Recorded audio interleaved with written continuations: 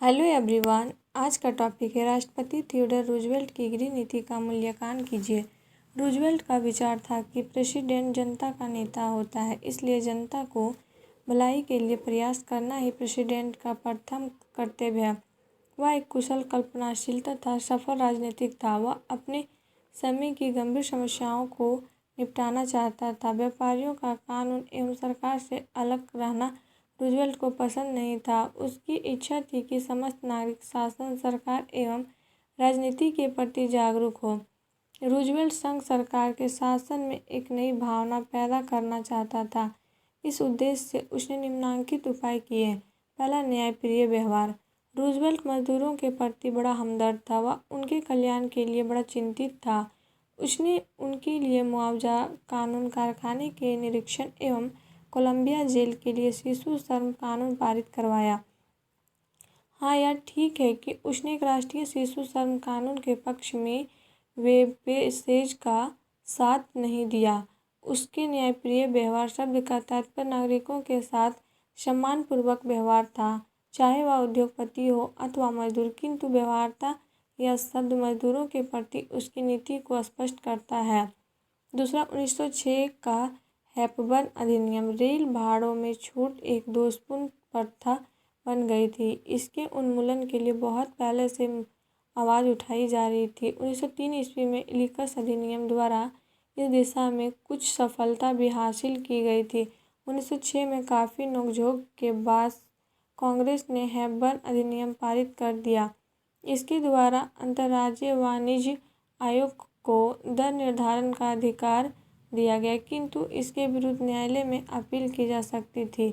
आयोग के सदस्यों की संख्या 5 से बढ़ाकर 7 कर दी गई। इसका क्षेत्राधिकार निश्चित कंपनियों, पाइपलाइंस, शयनयान कक्ष कंपनियों और रेलमार्ग सीमावर्ती तक बढ़ा दिया गया। तीसरा, खाद्य तथा औषधि कानून। खाद्य पदार्थों तथा औषधि में मिलावट आम बात हो गई थी। इससे स्वास्थ्य पर प्रतिकूल प्रभाव पड़ता था। 1905 में कृषि विभाग के मुख्य रसायन शास्त्री डॉक्टर हार्वे डब्ल्यू बोले ने रूजवेल्ट का ध्यान इस ओर आकृष्ट किया। 1880 के दशक से ही संघीय पदाधिकारी निर्यात किए जाने वाले मांस की जांच करने लगे थे। 1905 के खाद्य तथा औषधि कानून के अनुसार खाद्य पदार्थों तथा औषधियों की सावधानीपूर्वक जांच की जाने लगी। निर्माताओं ने इसके विरुद्ध आवाज़ भी उठाई, लेकिन इस पर कोई ध्यान नहीं दिया गया। खतरनाक या जहरीली दवाओं पर पर्चा लगाना आवश्यक कर दिया गया। मिलावटपूर्ण औषधियों के निर्माण, बिक्री या निर्यात पर प्रतिबंध लगा दिया गया। चौथा, 1906 का रेलमार्ग अधिनियम। 1906 में रेलमार्ग अधिनियम पारित किया गया। इसके अनुसार रेलमार्ग कर्मचारियों को दुर्घटनाग्रस्त होने पर उन्हें मुआवजा देने का प्रतिबंध किया गया, किंतु उच्चतम न्यायालय ने इसे अवैध ठहराया। अतः 1906 में पुनः इसी तरह का एक अधिनियम पारित कर इसे कानूनी बताया गया। पाँचवां, संरक्षण। थियोडोर रूजवेल्ट का सबसे महत्वपूर्ण कार्य संरक्षण क्षेत्र में हुआ। कई वर्षों से राष्ट्रीय महत्व के कृषि क्षेत्र, वन प्रदेश, खनिज पदार्थ, तेलकूप आदि संघ सरकार के हाथ में निकलकर निजी क्षेत्र में जा रहे थे। इन प्राकृतिक साधनों का गलत ढंग से शोषण व उपयोग किया जाता था। यहाँ तक कि भावी पीढ़ी की आवश्यकता पर भी कोई ध्यान नहीं रखा जाता था। रूजवेल्ट को यह बुरा लगा। उसने प्राकृतिक साधनों के संरक्षण के लिए एक नई नीति निर्धारित की। उसने 1,50,00,000 एकड़ वन भूमि की सार्वजनिक बिक्री पर रोक लगा दी। इसी प्रकार खनिज पदार्थों के भंडारों, जल शक्ति स्थल के संरक्षण पर जोर दिया गया। भूमि उद्धार पर भी जोर दिया गया। 1902 में ही नवीन भूमि अधिनियम पारित किया गया था। इसके द्वारा संघीय कोष से सिंचाई परियोजनाओं द्वारा दक्षिण पश्चिम की बंजर भूमि आबाद की गई थी।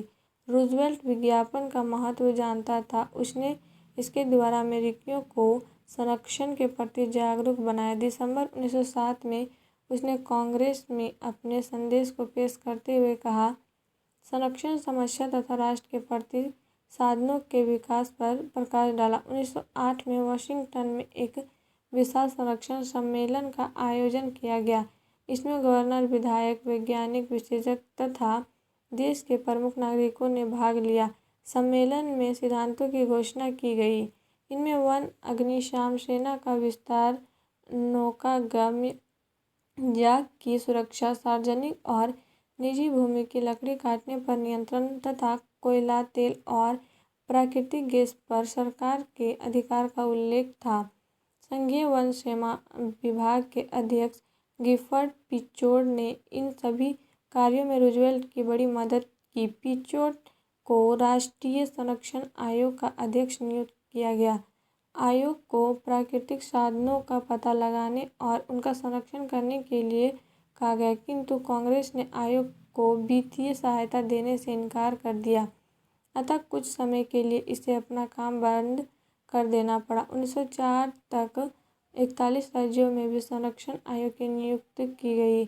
निजी समितियों का प्रतिनिधित्व करने वाली लगभग 50 एजेंसियां संरक्षण अभियान में लगी हुई थी। रूजवेल्ट के अवकाश महरण करने के ठीक पहले महादेश के प्राकृतिक संसाधनों के संरक्षण के लिए एक अंतर्राष्ट्रीय सम्मेलन का भी आयोजन किया गया।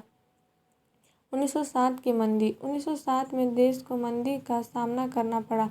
अनेक रेल मार्ग गृहताओं के हाथ चले गए। न्यूयॉर्क सिटी के 13 बैंकों का दिवाला निकल गया तथा बेकारी की समस्या बढ़ गई।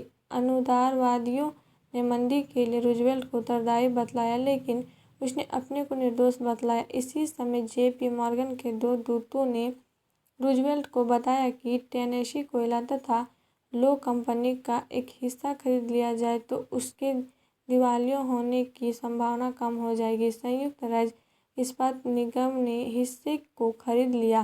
राष्ट्रपति ने इस पर कोई आपत्ति नहीं की।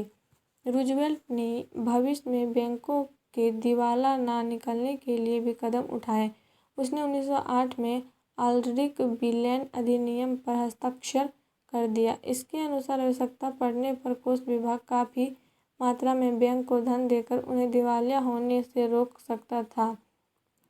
साथ ही देश के बैंकों और मुद्रा समस्याओं का समाधान ढूंढने के लिए सीनेट आल्ड्रिच की अध्यक्षता में राष्ट्रीय मुद्रा आयोग का गठन किया गया।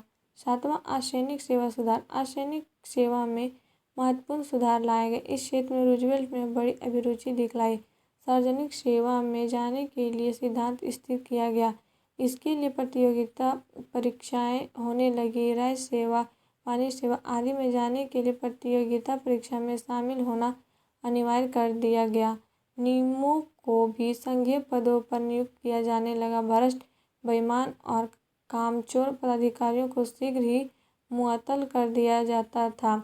रूजवेल्ट के प्रयासों के फलस्वरूप पोस्ट ऑफिस विभाग की कार्यकुशलता बढ़ गई। सार्वजनिक भूमि के बिक्री में भी सुधार लाया गया। इस प्रकार प्रशासनिक पदों पर योग्य व्यक्तियों को बहाल किया जाने लगा। वे सभी के सभी रूजवेल्ट के प्रति वफादार थे तथा प्रगतिशील आंदोलन को प्रोत्साहन देते थे।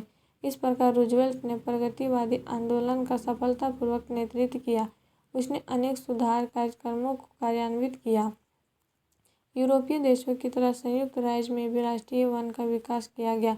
1891 में वन आरक्षण अधिनियम द्वारा 47 मिलियन एकड़ भूमि वन के लिए छोड़ दी गई। रूजवेल्ट ने इसे बढ़ाकर 125 मिलियन एकड़ भूमि फॉस्फेट के उत्पादन के लिए टेनेसी नदी घाटी प्राधिकार के रूप में प्रख्यात हुआ। सिंचाई का उत्तम प्रबंध कर बंजर भूमि को उपजाऊ बनाया गया। अरिज़ोना की साल्ट नदी पर बांध बनाया गया, जो रूजवेल्ट बांध के नाम से प्रसिद्ध हुआ। 1915 तक सरकार ने सिंचाई की 25 परियोजनाओं में $80 मिलियन व्यय किया। खाद्य पदार्थों और औषधि में मिलावट को दूर करने के लिए कानून बनाए गए। 1906 के मांस निरीक्षण अधिनियम द्वारा खाद्य पदार्थों तथा औषधि के निर्माण, बिक्री तथा निर्यात की शुद्धता पर निगरानी रखी गई। किंतु प्रगतिवादी के मात्र इन सुधारों से ही संतुष्ट न थे। वे एकाधिकार पर प्रहार करने के लिए सीमा शुल्क में संशोधन चाहते थे, किंतु इस प्रश्न पर रूजवेल्ट मौन रहा। स्पष्टतः वह कोई अतिवादी नहीं था। वह स्वयं अपने को प्रखर अनुदारवादी कहता था। वह व्यक्तिवादी अर्थव्यवस्था का समर्थक था, किंतु साथ ही वह इसके प्रमुख दोष को दूर भी करना चाहता था।